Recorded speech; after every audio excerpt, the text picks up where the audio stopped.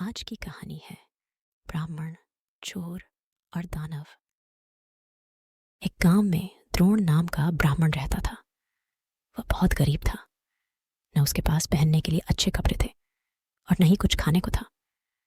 ब्राह्मण जैसे तैसे भिक्षा मांगकर अपना गुजारा कर रहा था। उसकी गरीबी को देखकर एक यजमान को उस पर दया आ गई। उसने द्रोण को बैलों का एक जोरा दान में दे दिया।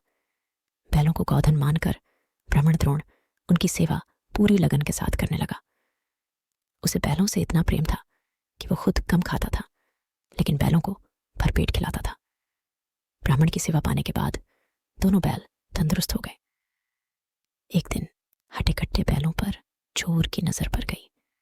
बैलों को देखते ही चोर ने मन ही मन बैलों को चुराने की योजना बना ली। योजना बनाने के बाद रात होते ही चोर ब्राह्मण के घर बैल चुराने के इरादे निकल गया। कुछ दूर चलते ही चोर का सामना एक भयानक राक्षस से हुआ। राक्षस ने चोर से पूछा, तुम इतनी रात को कहां जा रहे हो? चोर ने कहा, मैं ब्राह्मण के बैल चोरी करने जा रहा हूं। चोर की बात सुनकर राक्षस बोला, चलो मैं भी तुम्हारे साथ चलता हूं। मैं कई दिनों से भूखा हूं। मैं उस ब्राह्मण को खाकर अपनी भूख शांत करूंगा और तुम उसके बैल ले जाना। चोर के मन में हुआ कि रास्ते के लिए एक साथी भी हो जाएगा तो इसे साथ ले जाने में कोई बुराई नहीं है। यह सोचकर चोर अपने साथ राक्षस को साथ लेकर ब्राह्मण के घर पहुंचा। ब्राह्मण के घर पहुंचकर राक्षस बोला, पहले मैं ब्राह्मण को खा लेता हूं, उसके बाद तुम बैल चुरा लेना। चोर ने कहा, नहीं, पहले मैं बैल चुराऊंगा, उसके बाद तुम ब्राह्मण को खाना। अगर तुम्हारे आक्रमण से ब्राह्मण जाग गया तो मैं बैल चुरा नहीं पाऊंगा। फिर राक्षस बोला, जब तुम बैल खोलोगे तो उसकी आवाज से भी ब्राह्मण जागकर अपनी रक्षा कर सकता है। मैं इस चक्कर में भूखा रह जाऊंगा। राक्षस और चोर दोनों इसी तरह बहस करते रहे।